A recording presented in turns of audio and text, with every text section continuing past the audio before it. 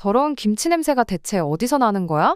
야, 너희 할아버지 조센증이라며? 너희 나라로 꺼져. 여기 집에서 자신의 과거를 떠올리며 괴로워하고 있는 한 일본인 남성이 있습니다. 한국인 할아버지를 둔 이 남성은 그 누구보다 한국을 증오하고 있다고 하는데요. 하지만 이 남성은 아내와 함께 한 음식을 맛보게 되고 먹자마자 눈물을 흘리며 한국으로 향하게 됩니다. 대체 이 남성이 맛본 음식은 무엇일까요? 안녕하세요. 저는 일본 도쿄에 위치한 평범한 회사를 다니고 있는 다카시라고 합니다. 직장에서도 친구들 사이에서도 모나지 않고 평범한 성격으로 두루두루 잘 지내왔죠. 하지만 이런 저에게는 비밀이 하나 있습니다. 바로 한국을 너무나도 싫어한다는 것이죠. 어릴 적부터 저는 제 안에 한국인의 피를 증오했습니다. 거울을 볼 때마다 한국인을 닮은 듯한 제 눈매가 싫었고 다른 일본인들보다 약간 까무잡잡한 피부도 싫었죠. 홋카이도의 작은 도시에서 자란 저는 한국의 전라도 출신 할아버지와 일본인 할머니 사이에서 태어난 아버지의 아들입니다. 그리고 초등학교 때부터 이미 그것은 제게 지워버리고 싶은 큰 오점이었죠. 다카시는 순수한 일본인이 아니야. 봐봐, 얼굴이 우리랑 좀 달라? 너네 할아버지 조센증이라며? 어릴 때부터 교실 구석에서 들려오던 속삭임은 날카로운 바늘이 되어 가슴을 찔렀습니다. 쉬는 시간마다 도시락을 먹을 때면 친구들은 제 도시락을 구경하곤 했어요. 역시 뭔가 달라. 더러운 김치 냄새 난다. 그들의 말에 저는 어머니가 정성스레 싸주신 도시락을 몰래 화장실에 버리기 시작했습니다. 급식에서 김치가 나오는 날이면 일부러 체육관에서 혼자 도시락을 먹었죠. 특히 중학교 시절의 기억은 더욱 선명합니다. 운동회 달리기 경주에서 1등을 했을 때였죠. 환호성이 가득한 운동장에서 들려온 한마디. 역시 조센증에 피가 섞여서 그런가. 도망다니는 피를 이어받았나 보네. 그 순간 제 가슴 속 무언가가 산산조각 났습니다. 그날 이후 저는 의도적으로 체육 시간에 실력을 감추기 시작했어요. 1등은커녕 일부러 꼴찌로 들어오기도 했죠. 게다가 할아버지의 존재는 더욱 고통스러웠습니다. 저녁 식사 시간이면 어김없이 시작되는 잔소리와 한숨소리는 저를 분노하게 만들었죠. 특히 어머니가 김치찌개를 끓이는 날이면 할아버지의 불호령이 시작됐어요. 이게 뭔 김치찌개요? 육수가 이게 뭐냐고. 멸치로 육수를 제대로 내야 할 것 아니냐? 이게 무슨 한국 음식이라고. 어머니가 정성스럽게 준비한 음식 앞에서 할아버지는 숟가락을 거칠게 내던지고는 자리를 박차고 일어나곤 했습니다. 어머니는 눈물을 훔치며 그릇을 치우셨고 저는 그런 광경이 너무나 싫었죠. 심지어 어머니가 새로 배운 한국 요리를 선보이는 날이면 더 심했어요. 할아버지는 한 숟가락만 떠먹고는 이건 한국 음식도 아니고 일본 음식도 아니여 라며 고함을 지르셨습니다. 저는 그때마다 식탁에서 도망치듯 일어나곤 했죠. 매일같이 반복되는 할아버지의 불만과 고함, 어머니의 눈물 그리고 무거워지는 식탁 분위기. 그럴 때마다 저는 한국이란 나라가 더욱 증오스러워졌습니다. TV에서 한국 관련 뉴스만 나와도 채널을 돌렸고 길거리에서 한국어가 들리면 빠르게 그 자리를 피했죠. 한국이란 나라가 세상에서 사라졌으면 좋겠다고 매일같이 생각했습니다. 이러한 편견은 대학교에 들어가서도 지속이 되었습니다. 저는 한국인 유학생들이 다가오면 아예 대화하기를 거부했고 국제교류 행사에서 한국 부스만 보면 일부러 멀리 돌아갔어요. 동아리 활동 때 한국 음식점에 가자는 의견이 나오면 배가 아프다는 핑계를 대고 자리를 피했죠. 취업 준비를 할 때는 한국 기업은 아예 지원조차 하지 않았습니다. 그러던 어느 날 이런 저희 인생을 뒤바꿔줄 사람을 만나게 되었습니다. 작은 일식 레스토랑에서 추미코를 만나게 된 것이죠. 처음 만난 날 제가 피하려 했던 그 모든 것을 추미코는 단번에 알아챘어요. 다카시 씨, 왜 그렇게 자신의 모습을 숨기려고 하나요? 당신의 그 깊이 있는 눈매가 참 매력적인데. 그 말에 저는 그 자리에서 얼어붙었습니다. 이런 말은 처음이었거든요. 게다가 추미코는 제가 한국인 할아버지를 둔 것을 알고도 전혀 개의치 않았어요. 오히려 그런 문화적 배경을 가졌다니 정말 특별하시네요. 라며 웃었죠. 결국 저희는 사랑에 빠지게 되었고 결혼까지 골인하게 되었습니다. 그렇게 결혼하고 3개월, 추미코는 여전히 제가 평생 감추려 했던 모습을 있는 그대로 봐주는 유일한 사람이었죠. 하지만 사실 저는 여전히 변하지 않았어요. 식탁에서 한국 이야기만 나오면 밥맛이 떨어졌고 추미코가 보는 한국 드라마 소리만 들려도 짜증이 났죠. 그런 제 모습을 추미코는 늘 안타깝게 바라봤습니다. 당신이 언젠가는 자신의 모습을 사랑하게 될 거예요. 그녀의 그 말이 현실이 될 줄은 그때는 몰랐습니다. 그 변화의 시작이 코스트코의 식품 코너가 되리라는 것도 말이에요. 그러던 어느 날 제 인생을 뒤흔들 사건이 일어나고 말았습니다. 평화로운 토요일 아침, 추미코가 코스트코에 가보자고 한 것이 시작이었죠.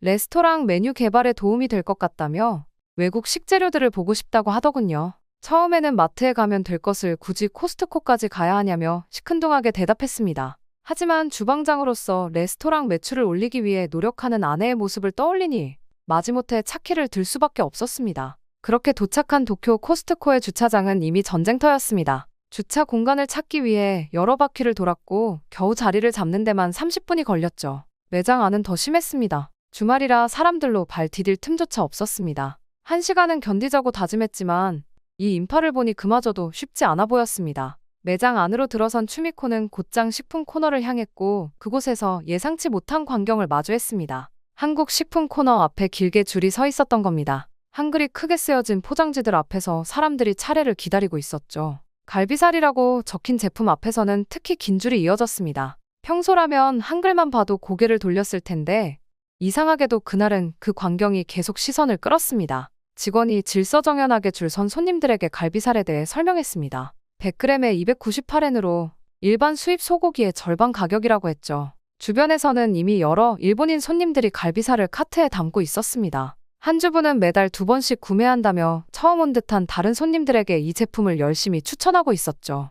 호기심을 느낀 추미코가 줄을 서서 갈비살을 기다리는 동안 옆 통로에서는 또 다른 줄이 이어졌습니다. 이번에는 양념치킨 앞이었죠. 일본 국산 닭을 사용해 100g에 192엔이라는 가격에도 불구하고 베스트셀러라는 설명이었습니다. 추미코는 망설임 없이 그 줄의 맨 끝에 다시 섰습니다. 진열대를 따라 이동하는 동안 또 다른 한글 패키지가 눈에 들어왔습니다.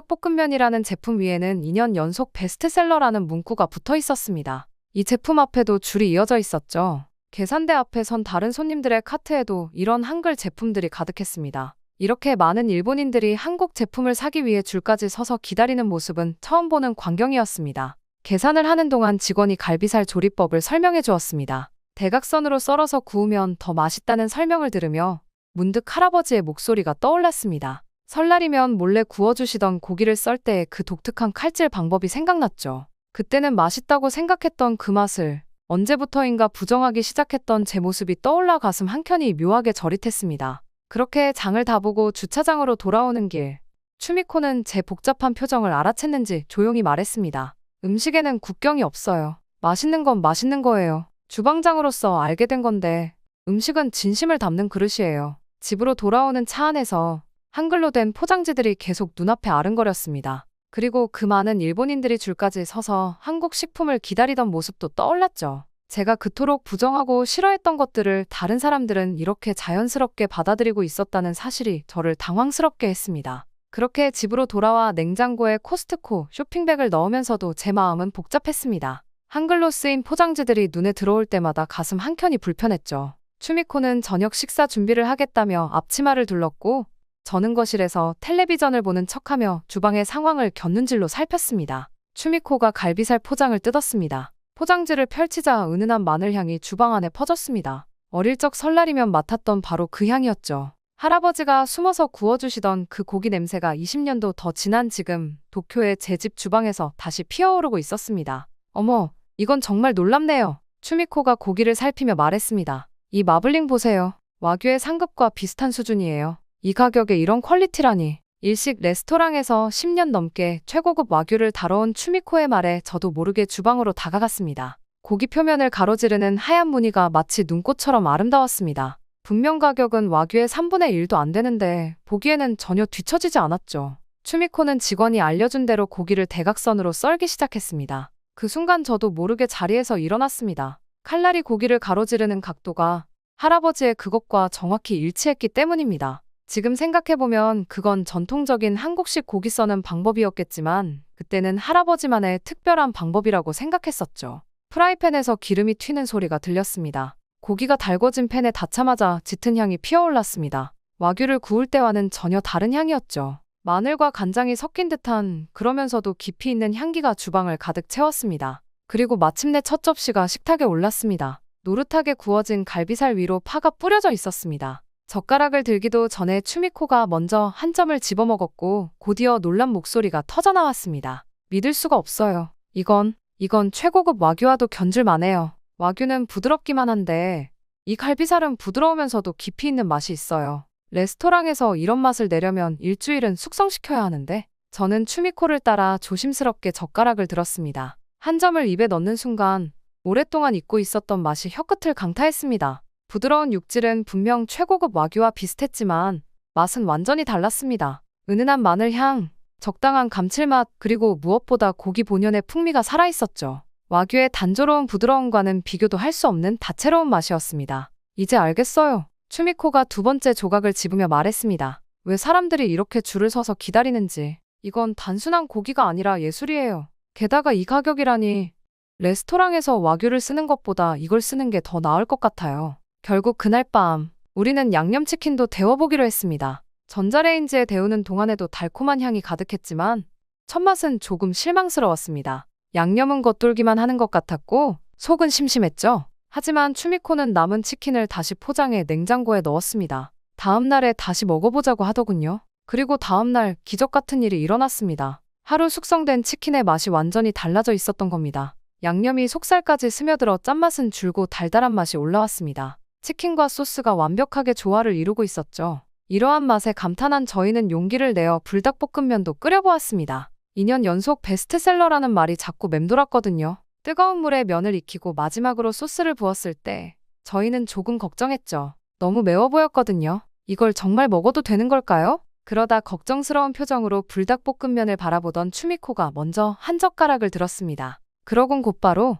어머나 하며 달려가 물을 마셨죠. 저는 그 모습을 보고도 호기심을 이기지 못하고 한 입을 먹었습니다. 순간 입안이 불타올랐습니다. 이런 매운맛은 처음이었죠. 혀가 얼얼하고 눈물이 차올랐습니다. 하지만 이상하게도 다음 젓가락이 자꾸 면을 향했습니다. 매워서 숨을 헐떡이면서도 계속 먹고 싶어지는 독특한 중독성이 있었습니다. 여보, 저도 한 젓가락만 더. 물을 마시고 돌아온 추미코도 다시 젓가락을 들었습니다. 이마에는 땀이 맺히고 코는 흘렀지만 우리는 그렇게 한 젓가락 또 한 젓가락 면을 먹어갔습니다. 그러다 문득 깨달았죠. 왜 이 면이 2년 동안이나 베스트셀러로 남았는지를. 이런 맛은 분명 처음이었습니다. 일본의 어떤 라면과도 비교할 수 없는 독특한 매력이었죠. 결국 우리는 그날 저녁 면 한 봉지를 깨끗이 비웠습니다. 식탁에는 빨간 국물 자국과 비어있는 컵라면, 용기, 그리고 물이 담긴 컵들만이 남았죠. 입술은 얼얼했지만 묘한 성취감이 밀려왔습니다. 마치 무언가를 정복한 것 같은 기분이었달까요? 그렇게 사흘간 우리는 코스트코에서 산 한국 음식들을 하나씩 맛보았습니다. 놀라웠던 건 맛보다도 제 자신의 변화였습니다. 한글 포장지를 보며 느끼던 거부감이 조금씩 옅어졌고 새로운 맛에 대한 두려움도 줄어들었습니다. 그러던 어느 날 아침 거울을 보다가 문득 깨달았습니다. 한국인을 닮은 제 눈매가 더 이상 부끄럽지 않다는 것을요. 할아버지가 그토록 그리워하던 맛을 이해하게 되니 제 안에 그 피도 조금은 이해할 수 있을 것 같았습니다. 추미코는 레스토랑 메뉴에 한국식 갈비 요리를 추가하고 싶다고 했습니다. 처음으로 저는 반대하지 않았습니다. 오히려 할아버지의 고향인 전라도 스타일로 만들어보면 어떻겠냐고 제안했죠. 그 말을 하고 나서야 깨달았습니다. 제가 처음으로 제 뿌리를 자랑스럽게 언급했다는 것을요. 그리고 그날 저녁 저는 추미코와 함께 다시 코스트코에 갔습니다. 이번에는 제가 먼저 한국 식품 코너로 향했고 갈비살 앞에 긴 줄에도 자연스럽게 섰습니다. 더 이상 도망치지 않기로 했으니까요. 어쩌면 이것이 제가 처음으로 제 자신을 있는 그대로 받아들이기 시작한 순간이었는지도 모릅니다. 코스트코의 갈비살로 시작된 변화는 생각보다 큰 파장을 일으켰습니다. 미슐랭 스타 레스토랑 출신인 추미코는 20년간 일식만을 고집해온 자신의 식당 메뉴에 처음으로 한국식 요리를 제안했죠. 처음에는 다른 주방장들의 반대가 심했습니다. 일식의 정통성이 훼손될 수 있습니다. 일식집에서 한국 고기라니 손님들이 혼란스러워할 거예요. 이건 우리 레스토랑의 가치를 떨어뜨릴 수 있는 모험입니다. 그렇게 그들을 설득하기 위해 추미코가 레시피를 개발하는 동안 저는 문득 어린 시절의 기억을 떠올렸습니다. 설날이면 할아버지가 몰래 구워주시던 그 갈비의 맛이었죠. 추미코, 고기를 재울 때 배를 갈아 넣어보는 건 어떨까요? 할아버지는 항상 그러셨거든요. 과육이 육질을 부드럽게 만든대요. 추미코는 제 말을 놓치지 않았습니다. 할아버지의 레시피라면 분명 전통적인 맛이 있을 거라고 믿었던 거죠. 저도 모르게 하나둘 기억나는 할아버지의 비법들을 알려주기 시작했습니다. 고기는 이렇게 대각선으로 썰어야 해요. 할아버지는 칼을 45도 각도로 드시곤 했죠. 마늘은 너무 많이 넣으면 안 돼요. 은은하게 베어들 정도로만. 양념이 배면 고기를 한번 털어내야 해요. 할아버지는 그래야 고기 본연의 맛이 산다고 하셨거든요. 처음엔 어렴풋이 기억나는 작은 조각들이었지만 추미코와 함께 레시피를 개발하면서 할아버지의 모습이 선명하게 떠올랐습니다. 특히 고기를 굽는 순서와 타이밍에 대해서는 할아버지만의 특별한 방식이 있었죠. 먼저 센 불에서 겉면을 살짝 굽다가 중간 불로 낮춰서 천천히 구워야 해요. 마지막에 다시 센 불로 올려서 마무리하는 거죠. 그리고 마침내 다가온 시식회 날. 추미코는 제가 알려준 대로 갈비를 구웠습니다. 와규의 3분의 1 가격인데도 뒤지지 않는 품질, 게다가 일본의 어느 고기에서도 맛볼 수 없는 특별한 풍미가 살아났죠. 시식회에서 이 갈비살의 맛을 본 오너 셰프는 곧바로 메뉴 추가를 결정했습니다. 그렇게 한국식 명품 갈비 정식은 출시된 첫 주부터 반응이 폭발적이었습니다. 일식 전문점에서 선보이는 한국식 갈비라는 파격적인 시도가 미식가들의 호기심을 자극했고 SNS에서는 연일 인증샷이 올라왔죠. 특히 가격 대비 맛과 양에 대한 평가는 기대 이상이었습니다. 와규와는 전혀 다른 새로운 차원의 맛이네요. 이 가격에 이런 퀄리티라니 믿을 수 없습니다. 한식과 일식의 장점만을 살린 완벽한 조화예요. 결국 한 달 만에 예약 대기자가 200명을 넘어섰고 매출은 전년 대비 150% 증가했습니다. 도쿄의 유명 맛집 블로거들이 앞다투어 방문했고 식당은 각종 맛집 랭킹의 상위권에 올랐죠. 주말이면 예약을 하지 못한 손님들이 2시간씩 줄을 서서 기다리는 광경이 펼쳐졌습니다. 여러 일식당들이 한국식 갈비를 메뉴에 추가하려 했지만 아무도 추미코의 맛을 따라가지 못했습니다. 추미코의 섬세한 칼솜씨와 할아버지의 비법이 만나 탄생한 특별한 맛이었기 때문이죠. 결국 스이쇼는 일본 최초의 성공적인 한일 퓨전 고급 레스토랑이라는 새로운 역사를 쓰게 되었습니다. 일본 최고의 요리 잡지와의 인터뷰에서 추미코는 이렇게 말했습니다. 남편의 할아버지께서 전해주신 전통 레시피와 제가 가진 일식의 기술이 만나 새로운 맛이 탄생했어요. 이게 바로 음식이 가진 매력이 아닐까요? 서로 다른 문화가 만나 더 특별한 것이 되는 한 달에 한 번 추미코는 새로운 한국 메뉴를 선보였습니다. 그때마다 저는 할아버지의 기억을 더듬어 조언을 했고 그것은 항상 적중했죠.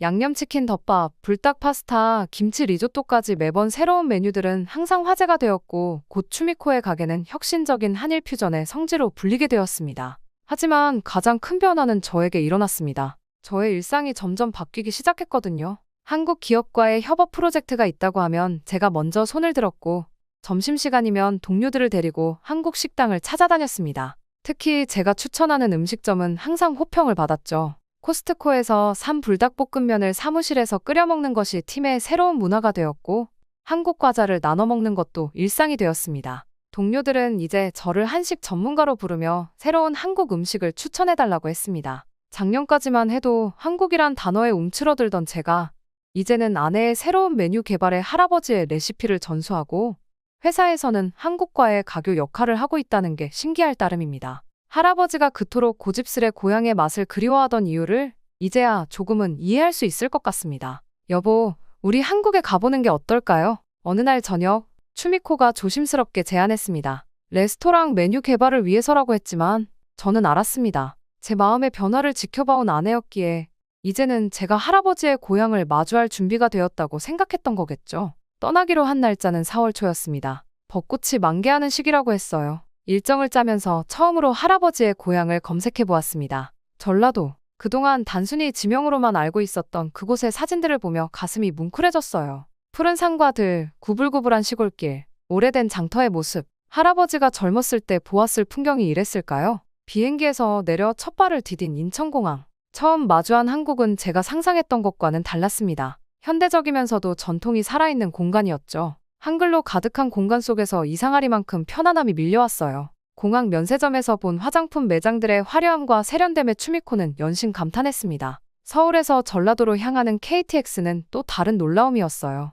일본의 신칸센만큼이나 빠르고 편안했죠. 창밖으로 스쳐 지나가는 도시들과 농촌 풍경을 보며 생각에 잠겼습니다. 어린 시절, 운동회에서 달리기로 1등을 했을 때 들었던 그 말들이 떠올랐어요. 역시 조센징에 피가 섞여서 그런가. 그때는 그 말이 칭찬인지 비난인지조차 구분하지 못했던 제가 떠올랐습니다. 전라도의 작은 도시에 도착했을 때는 이미 늦은 오후였어요. 저희는 근처 불고기집으로 들어갔습니다. 할아버지가 한국의 소고기는 세상에서 제일 맛있어 라고 하시던 말씀이 떠올랐죠. 저기 보세요, 다카시 씨. 고기를 이렇게 얇게 썰어서 준비하네요. 추미코가 주방을 가리켰어요. 숯불 위에서 지글지글 구워지는 고기의 향이 코끝을 자극했습니다. 불고기와 함께 나온 반찬들의 가짓수에 놀랐죠. 된장찌개, 파절이, 상추쌈, 마늘종 무침 하나하나가 정성스러워 보였어요. 아이고, 젓가락질이 서툴러 보이네요. 이렇게 드셔보세요. 옆 테이블에 아주머니가 다가오셔서 직접 상추쌈을 싸주셨습니다. 고기를 상추에 얹고 쌈장을 살짝 바른 다음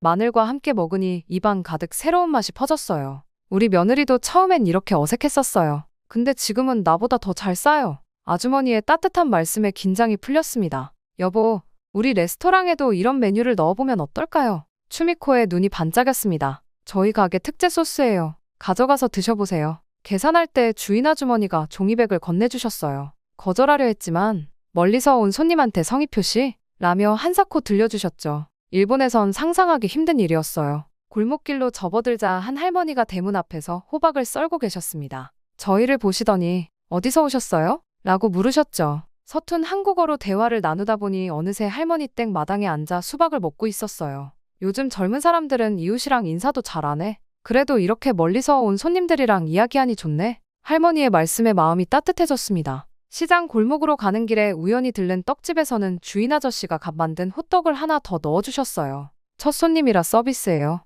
라며 환하게 웃으시는 모습에서 할아버지가 떠올랐습니다. 시장 안 콩나물국밥 전문점을 찾아 들어갔을 때는 이미 해가 저물어가고 있었죠. 문을 열자 수증기 가득한 창문 너머로 보글보글 끓어오르는 솥들이 보였어요. 가게 안은 옛날 그대로의 모습을 간직하고 있었습니다. 낡은 나무 식탁, 벽에 걸린 바랜 사진들, 구석에서 돌아가는 골동품 같은 선풍기까지. 어서 오세요. 일본에서 오셨나 봐요. 주인 할머니가 환한 미소로 맞아주셨습니다. 네, 할아버지가 이 동네 분이셨어요. 그 말을 하는 순간 주인 할머니의 표정이 더욱 밝아졌습니다. 아이고, 그러셨구나. 어느 댁이셨을까? 혹시 김씨네 막내 아들. 저희의 서툰 한국어에도 끊임없이 이야기를 이어가시려 했죠. 주인 할머니가 내어주신 콩나물국밥은 제가 지금까지 먹어본 그 어떤 맛과도 달랐어요. 담백하면서도 깊은 국물 맛에 첫 숟가락을 떴을 때 눈시울이 뜨거워졌습니다. 아삭한 콩나물의 식감, 구수한 국물, 고소한 다진 양념의 조화. 이런 맛이었구나. 할아버지가 그토록 그리워하던 이 맛이었구나. 사장님, 이 김치도 직접 담그시는 거예요? 추미코가 물었죠. 주인 할머니는 기다렸다는 듯이 말씀하셨어요. 그럼 우리 집은 30년째 똑같은 방식으로 담그고 있어. 이것 좀 더 드셔보세요. 새로 꺼내오신 김치는 또 다른 맛이었습니다. 시원하고 깊은 맛이 입안 가득 퍼졌어요. 옆 테이블의 손님들도 저희에게 여러 반찬을 건네주셨습니다. 이것도 맛있으니까 드셔보세요. 이렇게 비벼 드셔보세요. 서로 모르는 사이임에도 마치 오랜 이웃처럼 대해주시는 모습에 가슴이 뭉클했어요. 주인 할머니는 덤으로 수제비도 넣어주셨죠. 멀리서 왔으니 배부르게 먹고 가라. 며 건네주신 그 마음이 진심으로 감사했습니다. 추미코는 말없이 제 어깨를 감싸 안았어요. 아내는 알고 있었을 거예요. 이 여행이 저에게 단순한 맛집 탐방이 아니라는 걸. 제가 오랫동안 부정해왔던 제 자신의 일부를 마주하는 순간이라는 걸 말이죠. 다음에는 할아버님과 함께 와야겠네요. 추미코의 말에 저는 고개를 끄덕였습니다. 이제는 말할 수 있을 것 같았어요. 제가 누구이고 어디에서 왔는지 더 이상 숨기지 않아도 된다는 걸 이제야 깨달았습니다. 식사를 마치고 밤거리를 걸으며 저는 할아버지께 전화를 드렸어요. 골목길 어디선가 누군가의 집에서 흘러나오는 트로트 음악이 저녁 공기를 타고 들려왔습니다. 할아버지, 지금 어디 계신지 아세요? 할아버지가 어렸을 때 뛰어다니셨던 그 골목길이에요. 다음에는 꼭 같이 와요. 제가 이제 이해했어요. 할아버지가 그토록 그리워하셨던 이 맛을, 이 거리를, 이 모든 것들을. 전화기 너머로 들려온 할아버지의 깊은 한숨소리에는 오랜 그리움이 담겨 있었습니다. 이제야 저는 진정으로 제 뿌리를 마주할 준비가 되었나 봅니다. 한국에서 돌아온 지 일주일째 되는 날 아침, 거울 속 제 모습이 달라 보였습니다. 어딘가 모르게 당당해진 표정이었을까요? 회사로 향하는 지하철에서 우연히 마주친 낯익은 얼굴, 중학교 시절 저를 놀리곤 했던 야마구치 씨였습니다. 다카시 군? 오랜만이네. 잠시 망설였지만 이내 고개를 들고 대답했습니다. 안녕하세요, 야마구치 씨. 짧은 대화 끝에 레스토랑 명함을 건네며 가슴이 뿌듯했습니다. 더 이상 숨기지 않아도 된다는 해방감이 전신을 감쌌어요. 회사에 도착해서는 과감히 새로운 프로젝트를 제안했습니다. 한국 시장 진출을 위한 전략이었죠. 처음으로 회사에서 저는 제 뿌리를 당당하게 밝혔습니다. 할아버지가 한국분이라는 이야기를 꺼내자 회의실이 잠시 조용해졌다가 이내 동료들의 관심 어린 질문이 이어졌어요. 한국 음식과 문화에 대한 궁금증을 풀어주다 보니 어느새 제가 팀의 중심이 되어 있었습니다. 퇴근 후 들른 아내의 레스토랑. 입구에는 새로 추가된 메뉴판이 걸려 있었습니다. 오늘의 특선 전라도식 불고기. 주방에서는 추미코가 바쁘게 움직이고 있었어요. 불고기의 인기가 예상을 뛰어넘었다는 소식을 전해주었습니다. 주방 한켠에서는 새로 채용한 한국인 요리사가 김치를 담그고 있었어요. 전라도 출신인 그녀는 할아버지의 고향 이야기를 들은 후 더욱 정성스럽게 요리를 가르쳐 주었습니다. 된장찌개의 숨은 맛을 내는 비법, 나물을 무치는 순서, 김치를 담그는 과정까지 모든 것이 하나의 예술 같았어요.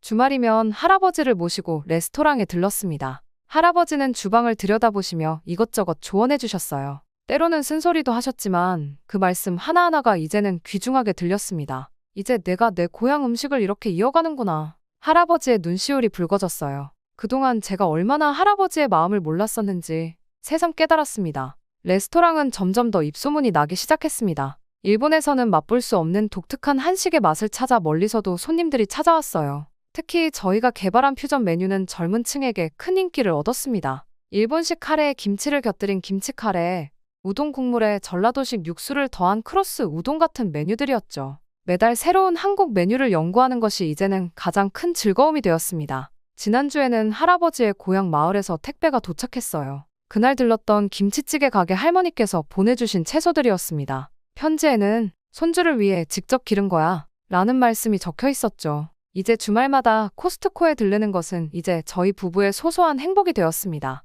처음 한국 식재료를 만났던 그곳에서 이제는 저희가 다른 손님들에게 조리법을 설명해주곤 해요. 특히 일본인 관광객들에게 한국 식품을 추천해주는 일은 묘한 자부심을 느끼게 합니다. 최근에는 어린 조카가 질문을 던졌어요. 할아버지는 한국 사람이었어요? 잠시 망설임도 없이 대답했습니다. 그래, 우리 할아버지는 전라도 사람이야. 그리고 난 이제 그게 자랑스러워. 이제는 운동회에서 달리기로 1등을 했을 때 들었던 그 말들이 더 이상 아프지 않아요. 오히려 그때의 기억이 제게 더 큰 힘이 되어주었다는 걸 깨달았습니다. 회사에서도 이제 한국 관련 프로젝트는 자연스럽게 제가 맡게 되었어요. 지난주에는 서울지사와 화상회의를 하면서 처음으로 한국어로 인사를 건넸습니다. 서툰 발음이었지만 화면 너머 한국 동료들의 환한 미소를 보며 더 열심히 공부해야겠다고 다짐했어요. 이제 한 달에 한 번은 꼭 할아버지와 함께 식사를 합니다. 할아버지는 레스토랑에 오실 때마다 전라도 음식에 대한 추억을 들려주세요. 그 이야기들이 이제는 새로운 메뉴의 영감이 되었습니다.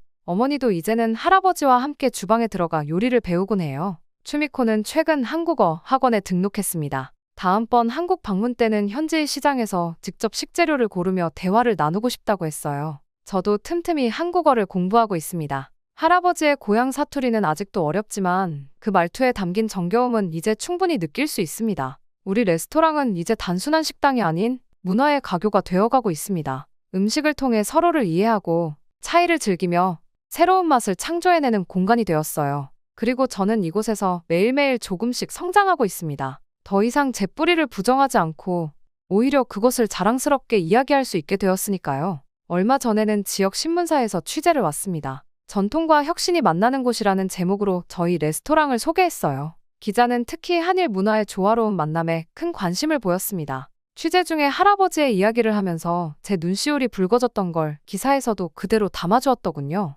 월말이면 열리는 요리 강습회도 인기가 높습니다. 김치 담그기, 불고기 양념하기, 된장찌개 끓이기 등을 가르쳐드리는데 매번 정원이 금방 차버려요. 수강생 중에는 한국인과 결혼한 일본인들도 많습니다. 그들의 이야기를 들으며 제 이야기를 들려주기도 합니다. 그리고 시간이 흘러 저희도 아이가 생겼습니다. 주말에는 할아버지가 직접 한글을 가르쳐 주시는데 그 모습을 보고 있으면 마음이 따뜻해집니다. 얼마 전에는 한국에서 열린 식품 박람회에 다녀왔어요. 이번에는 바이어로서였습니다. 회사에서 한국 식품 수입을 검토하기 시작했거든요. 출장 기간 동안 할아버지의 고향에도 들러 이틀을 묵었습니다. 골목길에서 만난 주민들은 여전히 저를 반갑게 맞아주셨어요. 지난주에는 특별한 손님이 찾아오셨습니다. 중학교 때 담임 선생님이셨어요. 신문 기사를 보고 찾아오셨다고 했습니다. 다카시 군, 내가 이렇게 훌륭하게 잘할 줄 알았단다. 그때 널 더 잘 보살피지 못해 미안하구나. 선생님의 사과에 고개를 저었습니다. 그때의 경험이 있었기에 지금의 제가 있다고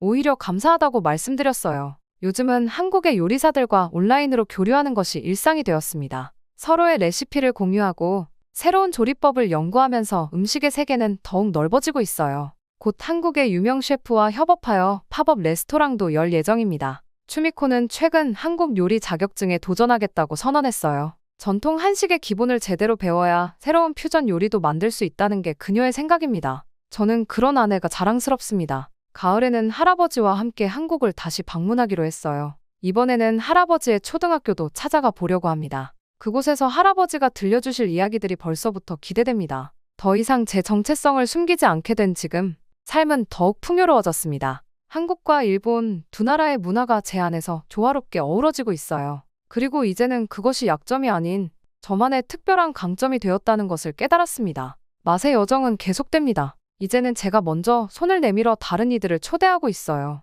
서로 다른 문화가 만나 새로운 맛을 만들어내는 것처럼 우리의 차이도 결국 더 풍성한 조화를 이룰 수 있다는 걸 믿습니다. 오늘도 레스토랑 창너머로 석양이 깊어갑니다. 주방에서는 된장찌개 냄새가 고소하게 피어오르고 홀에서는 일본어와 한국어가 뒤섞여 웃음소리가 들려옵니다. 이곳이 바로 제가 찾은 새로운 고향입니다.